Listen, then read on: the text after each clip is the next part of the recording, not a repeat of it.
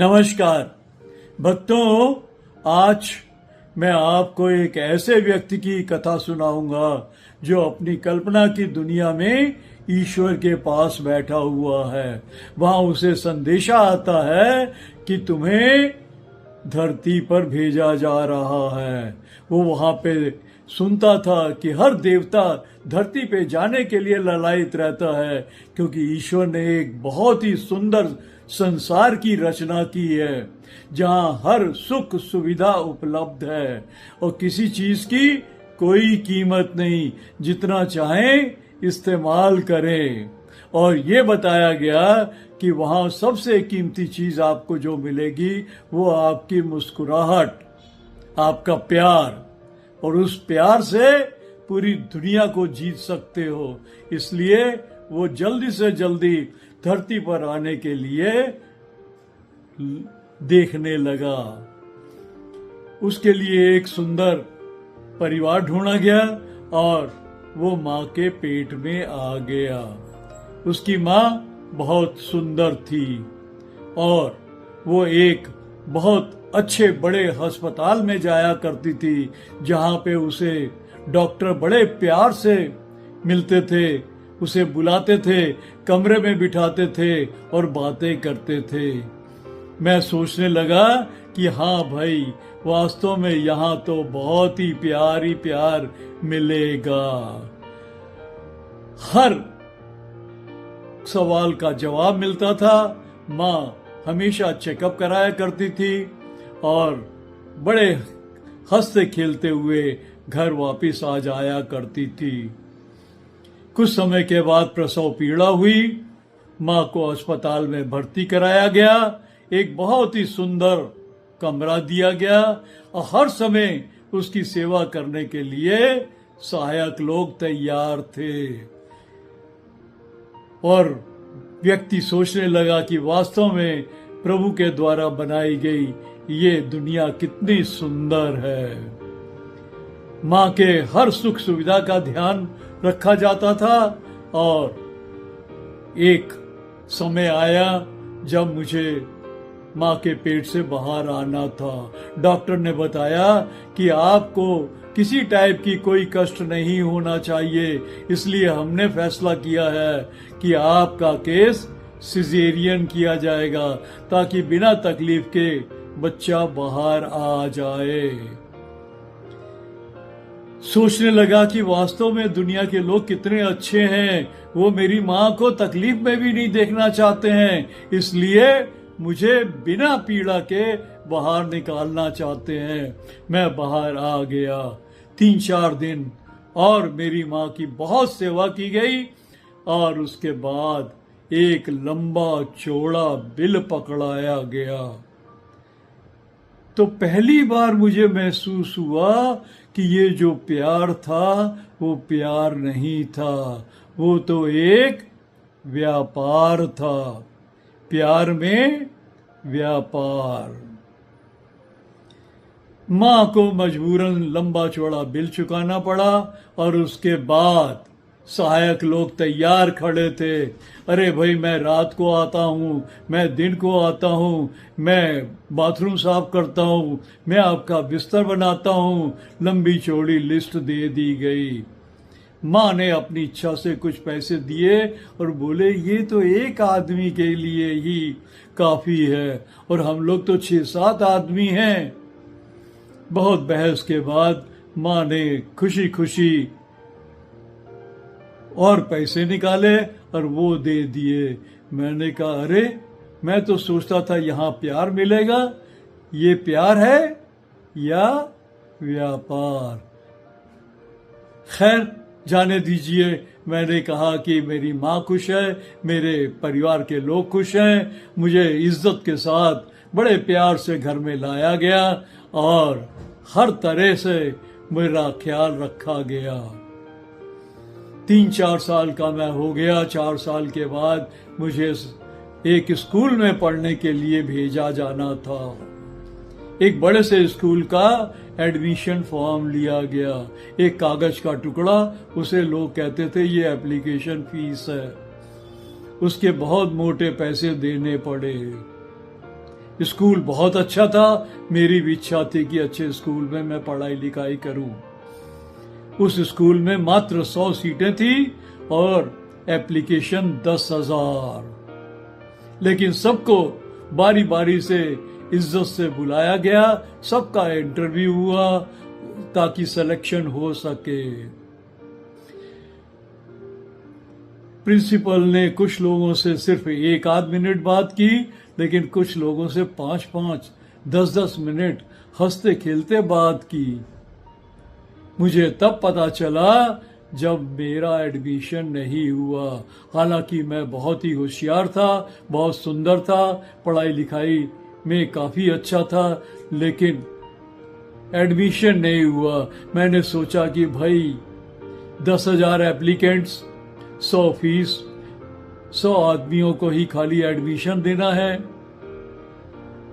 भाई इनकी मजबूरी है, कोई बात नहीं। तभी मैंने देखा कि प्रिंसिपल के कमरे में कुछ 4-5 बच्चे अपने अभिभावक के साथ अंदर गए थे। प्रिंसिपल ने बहुत इज्जत से उनको बुलाया, चाय पिलाई, बिस्किट खिलाया। बाद में पता चला उनका एडमिशन हो गया है। कुछ लोगों को मैं जानता था। मैंने कहा अरे ये लोग तो इतने होशियार नहीं है, मेरे सामने टिक भी नहीं पाएंगे, लेकिन उनका एडमिशन हो गया। यहां भी शायद प्यार नहीं व्यापार। खैर, मेरा किसी स्कूल में तो एडमिशन हो ही गया और मैं पढ़ने लगा। पढ़ने में बहुत ही होशियार था और खूब मेहनत से दिल लगाकर पढ़ता था। बड़ी क्लास में आ गया और एक दिन मैं प्रोफेशनल कॉलेज में एडमिशन के लिए अप्लाई कर रहा था। यहाँ पे एक और बहुत बड़ा कॉलेज था जहाँ सारी सुख सुविधा थी, एसी बस, एसी कमरे, खाने पीने के लिए शानदार कैंटीन। मैंने सोचा यहाँ तो बहुत ही मजा आएगा। चूंकि मैं पढ़ाई में होशियार था, मेरा एडमिशन हो गया और मैं पढ़ने लगा। कुछ दिनों के बाद अचानक देखता हूँ कि प्रिंसिपल के कमरे के सामने 4-5 लंबी लंबी कारें आई हैं। उनके अंदर से बड़े रईस, अच्छे कपड़े पहने हुए लोग निकलते हैं। प्रिंसिपल उनकी इज्जत करता है, कमरे में ले जाता है, उनसे बातचीत करता है। उनके लिए कॉफी आती है जिसकी कीमत मुझे बताई गई कि 400 रुपए एक कप की है। साथ में 5 स्टार होटल के पैक्ड सैंडविच भी थे। मैंने कहा देखिए, यहाँ चूंकि पढ़े लिखे लोग हैं, इवन पढ़ाने वाले लोग भी बहुत पढ़े लिखे लोग हैं। यहाँ तक सुना था कि नोबेल प्राइज विनर भी यहाँ पर पढ़ाते हैं, इसलिए यहाँ पे सच्चा प्यार और सच्ची पढ़ाई होगी। मैं बड़ा खुश था। कुछ दिनों के बाद देखा कि वो 4-5 लड़के भी मेरे साथ पढ़ रहे थे, उनका भी एडमिशन हो गया था। पता चला कि मैनेजमेंट कोटा। अब पता चला कि मैनेजमेंट कोटा क्या होता है। बड़ा प्यार यानी बड़ा व्यापार। अभी उनको ही देख रहा था कि 2 दिन के बाद 4-5 लड़के और आ गए, उनका भी एडमिशन हो गया। अब पता चला कि ये NRI कोटा है, इन्होंने विदेशी मुद्रा में भुगतान किया है। भरपूर प्यार मिला यानी भरपूर व्यापार। खैर, हमने कहा कि शायद संसार में कुछ लोग ऐसे होते हैं जो ऐसे करते होंगे। आगे बढ़ गया, खूब पढ़ाई लिखाई की। क्लास में मैंने किसी को भी अपने से ज्यादा नंबर नहीं लेने दिए, इसलिए बहुत अच्छे नंबरों से पास होकर मैंने गवर्नमेंट की जॉब के लिए अप्लाई किया। मुझे पूरा विश्वास था कि मेरे से ज्यादा कोई होशियार नहीं है, मेरा सिलेक्शन हो जाएगा। बहुत अच्छा रिटन एग्जाम भी हुआ और बहुत ही अच्छा इंटरव्यू भी हुआ और मुझे एक दिन बड़े साहब ने अपने घर पे बुलाया। मेरी बड़ी तारीफ की गई कि बहुत पढ़ने में होशियार है, बहुत अच्छा बच्चा है, इसलिए इसको तो हमारे डिपार्टमेंट में होना ही चाहिए। मेरे पिताजी भी बहुत खुश थे कि चलिए उनके बेटे को जॉब मिल रही है। फिर धीरे से उन्होंने बोला कि अरे भाई थोड़ी सी सुविधा शुल्क देनी पड़ेगी। सुविधा शुल्क के बारे में जानकर मेरे पिता रोने लगे। बोले कि मैं तो भैया खाली थोड़ा पैसा कमाने वाला ईमानदार आदमी हूँ, मेरे पास पैसे नहीं हैं। रोते गाते हुए बिना सुविधा शुल्क दिए हुए इज्जत के साथ हम बाहर निकल आए। तो मैंने सोचा कि यहाँ पे जॉब करने से अच्छा है जो पिता के पास थोड़े से पैसे हैं उनको लेकर व्यापार करता हूँ। मैंने नौकरी का इरादा छोड़ दिया और व्यापार करने लगा। यहाँ अच्छा लगा, अपने हिसाब से काम करना, अपने हिसाब से मेहनत करना, अपने हिसाब से काम करना और लोगों से बातचीत करना। मुझे सब अपनापन लगा।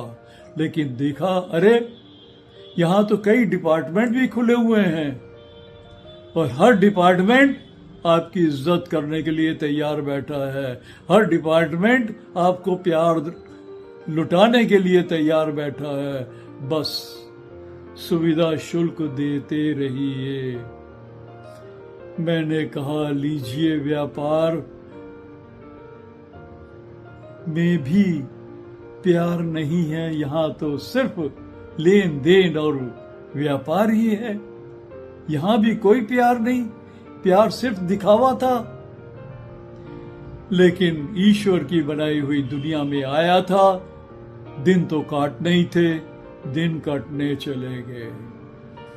मैंने देखा कि हर साथी, हर दोस्त यार, हर सगे संबंधी एक ही चीज से तोलना करते थे कि कितनी सफलता का मतलब व्यापार में कितनी कमाई। कोई प्यार की बात ही नहीं करता था। जितना बड़ा व्यापार उतना बड़ा प्यार, यानी प्यार में व्यापार। किसी तरीके से मुझे भी अपने जिंदगी के दिन पूरे करने पड़े और एक दिन मैंने रोते हुए प्रभु से कह दिया कि हे प्रभु, तूने मुझे कौन से संसार में भेज दिया। काल चक्र पूरा करना था। एक दिन मेरा काल चक्र भी समाप्त हो गया और मैं ईश्वर के पास वापस जाने की तैयारी करने में लग गया। बहुत खुश था, जहां से आया था वहीं चला जाऊंगा। एक दिन मेरे प्राण पखेरु उड़ गए। मैं बहुत खुश हुआ ये देखकर कि कम से कम प्राण पखेरु उड़ने के बाद हर आदमी मुझे याद करके मेरी तारीफ कर रहा था और मेरी याद में आंसू बहा रहा था। मुझे बहुत इज्जत के साथ नहलाया गया और जो लोग मुझे पसंद नहीं करते थे, जो मेरे शायद दुश्मन भी थे, वो भी मिलने के लिए आए। हाथ जोड़ते हुए प्यार से मेरी तारीफ करने लगे। मैंने कहा, चलिए, प्राण पखेरु उड़ने के बाद तो प्यार देखने को मिला। मुझे बड़े इज्जत के साथ नहलाया धुलाया गया, बड़े इज्जत के साथ बिल्कुल कोरे कपड़े पहनाए गए और कोई दिखावा नहीं। कहा गया कि एक चादर ही काफी है, क्योंकि शरीर को ढकने के लिए एक चादर से ज्यादा की जरूरत नहीं पड़ती है। चादर से ढक दिया गया और उसके बाद मेरे ऊपर फूलों का बोझ लदने लगा। हर व्यक्ति आके मेरे ऊपर फूल चढ़ा रहा था। अच्छा लग रहा था क्योंकि मेरे पैर की तरफ खड़ा हो जाता था, पैर छूता था और फूल चढ़ाता था। मैंने कहा, देखो, दुश्मन भी तुझसे प्यार कर रहे हैं और मेरी याद में आंसू भी बहा रहे हैं। लेकिन जैसे ही वहां से हट जाते तो एक ही बात कहते थे कि ये इंसान बहुत जिंदगी में असफल रहा, कुछ नहीं कमाया, खाली धर्म कर्म में अपना वक्त बर्बाद करता रहा। मैंने कहा, अरे अभी तो मेरी याद में रो रहे थे और अब मेरे लिए इतने सुंदर शब्द। खैर, इज्जत के साथ भगवान का नाम लेते हुए अर्थी को उठाया गया और मुझे जहां पर अंतिम क्रिया की जाती है, जिसे बैकुंठ धाम कहते हैं, पहुंचाया गया। वहां पे पंडित जी जिन्होंने अंतिम क्रिया करनी थी, वो भी बड़े हंसते हुए इज्जत के साथ मेरा स्वागत किया और मुझे एक पेड़ के नीचे लिटा दिया गया। बड़े इज्जत के साथ जहां पे मुझे लिटाना था वहां पे गोबर से सफाई की गई और उसके बाद शानदार अर्थी सजाई गई।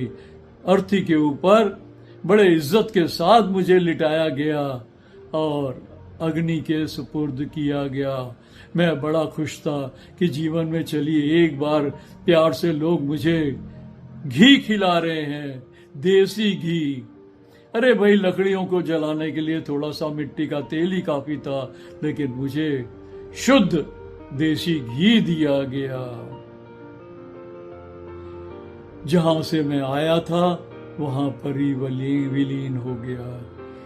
मैंने ईश्वर से कहा, हे ईश्वर, तूने तो कहा था कि वहां पे हर सुख सुविधा बगैर कीमत के मिलती है, यहाँ पे तो हर चीज की कीमत थी। हर व्यक्ति जो मुझे याद कर रहा था वो मेरे से दूर हटते ही कहने लगा कि ये भी कोई जीना था, इसने क्या किया जीवन में, एक कमरा भी नहीं बनाया जहां पे अपने परिवार को रख पाता, एक कार भी नहीं खरीद पाया, ये भी कोई जीवन था। हर चीज की कीमत व्यापार थी। मैं बहुत दुखी हुआ लेकिन बहुत सुखी भी था कि चलो ऐसी दुनिया से मुझे छुटकारा मिल गया।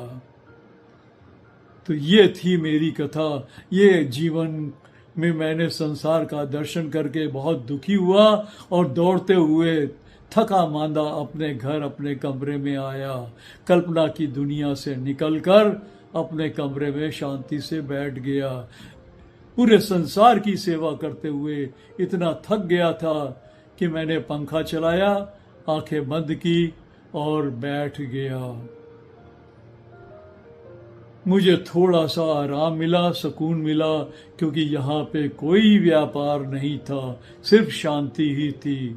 धीरे धीरे मैं अपने अंदर उतर गया। अंदर मैंने देखा यहाँ तो भरपूर प्यार है, कोई व्यापार नहीं, सिर्फ प्यार ही प्यार। और मैंने महसूस किया पहली बार कि मैं जितना अंदर जा रहा हूं उतना मुझे प्यार दिखाई दे रहा है। और प्यार का समुद्र इतना बड़ा है कि जितना लुटाता हूं, जितना बांटता हूं, उससे कई गुना वापस मेरे पास आ जाता है। क्यों? क्योंकि यहाँ तो प्यार ही प्यार है, कोई व्यापार नहीं। तब हमने फिर से कहा कि हे ईश्वर, वास्तव में तेरा संसार बहुत ही सुंदर है, लेकिन संसार मैं आंखों से जो दिखाई दे रहा था, बाहर देख रहा था, अरे भाई वो संसार असली नहीं है। असली संसार तो तेरे अंदर है। जितना अंदर जाएगा सिर्फ प्यार ही प्यार मिलेगा। अरे बेवकूफ इंसान, तू बाहर के संसार में जाके वहां प्यार देखने गया। बाजार में क्या प्यार मिलता है? वहां सिर्फ व्यापार होता है। प्यार तो तेरे अंदर है। हमेशा अपने अंदर रखिए। कोई दुख नहीं, कोई दुविधा नहीं, सुख दुख सब एक बराबर, और सिर्फ वहां पे प्यार ही प्यार है, कोई व्यापार नहीं। तो मेरे मुख से निकला, हे ईश्वर, मैं सही जगह पहुंचा हूं, तूने मुझे सही जगह पहुंचा दिया है। बहुत बहुत शुक्रिया, बहुत बहुत धन्यवाद।